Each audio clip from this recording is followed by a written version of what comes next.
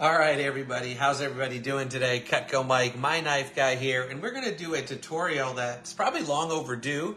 I've sold Cutco coming up on 20 years next August. I've had 25,000 plus customer orders, and I get this question all the time is, what's the best cutting board? How do I clean my cutting board?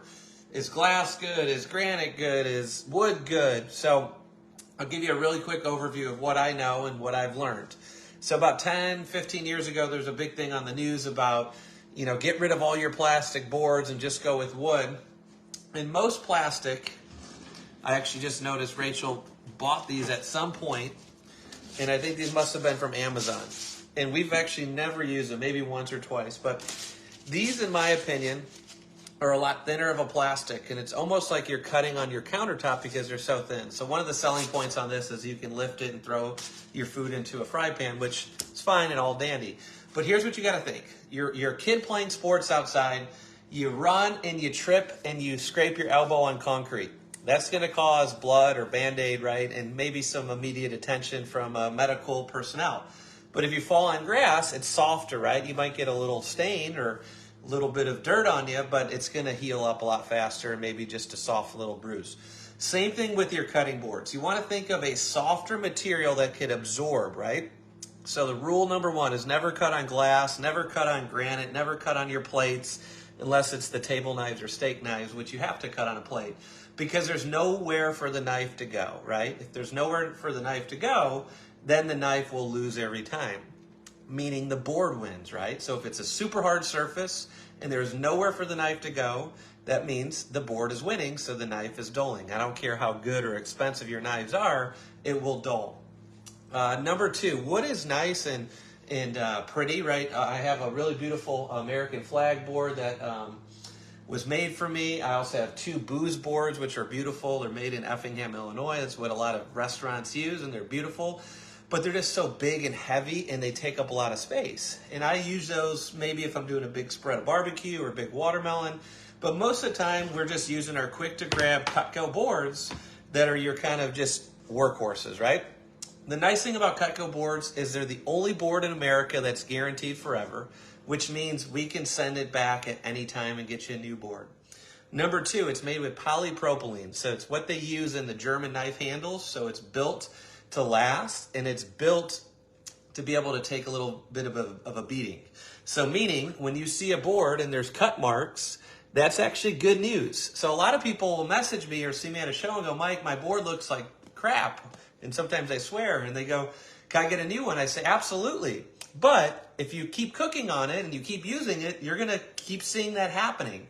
So what we're going to do today is show you a few different ways to clean them so you don't have to worry about replacing them and sending them in, or maybe you're like just not aware. So like this board here is the original Cutco board. They don't even make these anymore. These were like the salesman used to have, and some of you might even have these. And I wish Cutco brought them back because they're kind of fun and thin and simple. But this here is, I just pulled it out of our drawer, and I probably haven't cleaned our boards ever, or at least in a few years. So I have 3 cases of some dirty boards here, and I'm going to do a walkthrough of 3 different ways to clean a board. So if you have Cutco boards, which most of you do, or you should, you'll notice they get cut marks and they stain because it's more of a substance that you can see different stainage on. In my opinion, this is how I explain it. You're not showing these boards off. I mean, maybe you buy a nice wood board for a display board, or a cheese board, or the reason why I have the red one here, the reason why I love the red one is it doesn't show stains. I mean, very rarely you'll see a stain on that red board. So if you don't have a red Cutco board, maybe you get one of those next time you see me, because that, in my opinion, is the best way to really see no stains. But for the case of all the boards that Cutco sells, they're this gray, white color, which just shows stains. So the first little test I'm going to do is I'm going to take a permanent marker here. And this will be a good way to see which is the best way to clean the boards. And I have my my belief, just because I clean these boards at shows a lot, and there's a really quick, fast way of doing it.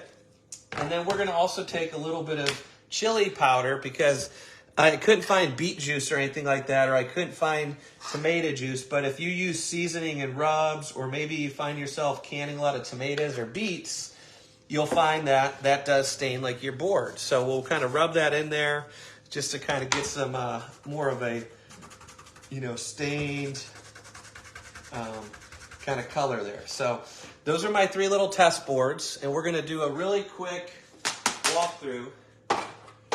And you can see, my little rub creates a nice little stain, and then all 3 boards are going to be pretty similar. All right, so if you're just joining me or you're just chiming in, Cutco boards, in my opinion, are the best investment because they're guaranteed forever. They keep your knife sharper 2 to 3 times longer.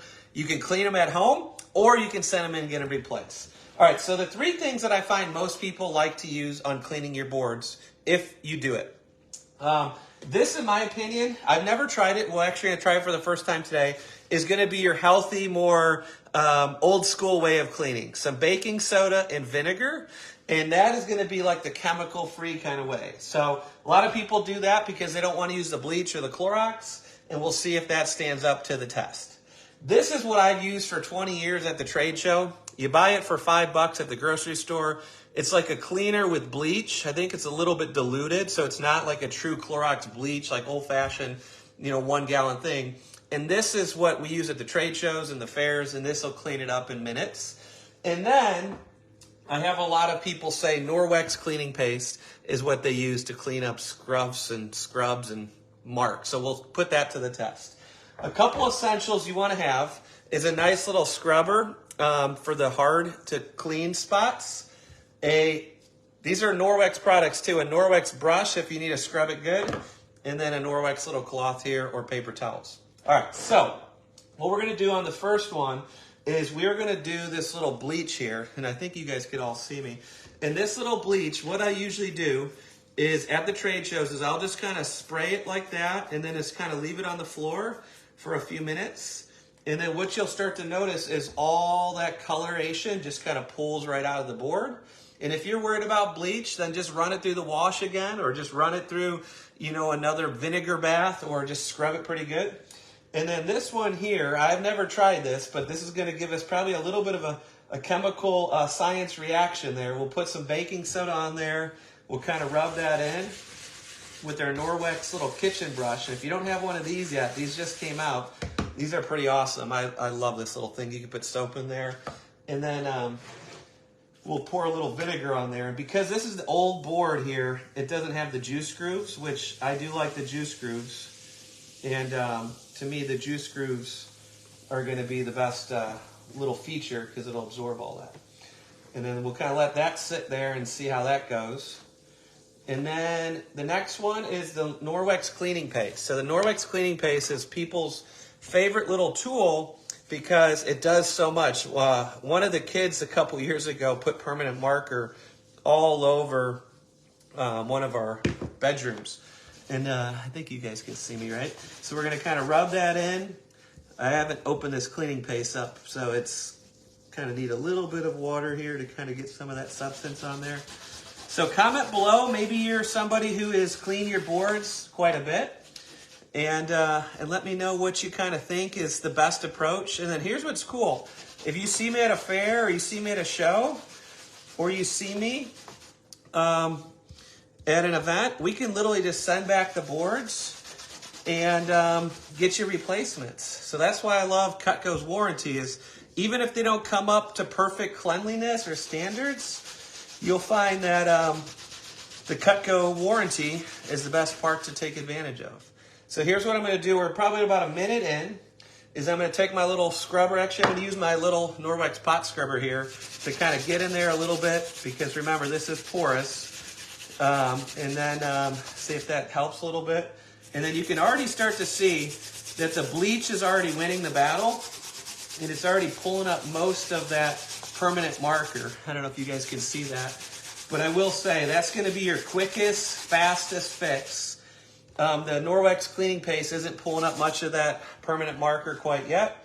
And then the vinegar and baking soda, you might have the clean and the Mother Earth side hasn't pulled up a whole lot of that marker or that. Well, now with the scrubber, you're taking most of that chili powder off, and the permanent marker might take a few different steps. So after about a minute in,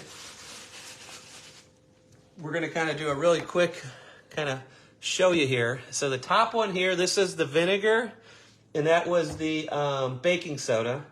This one here is already pulled up pretty much all the permanent marker, and that's your little Clorox bleach, or you can use any form of bleach. And then this right here is the cleaning paste. We haven't really hit this with water or soap yet, and we'll come back. So that's a really quick update on about a minute of cleaning them. So normally you want to let them sit for about 5 to 20 minutes. So for the sake of your viewership and your attention span, we won't keep you here that long. But what I'm going to do is I'm going to put a little bit of soap in this little scrubber here, and then we're going to see if we can get a little bit more out of this Norwex cleaning paste one.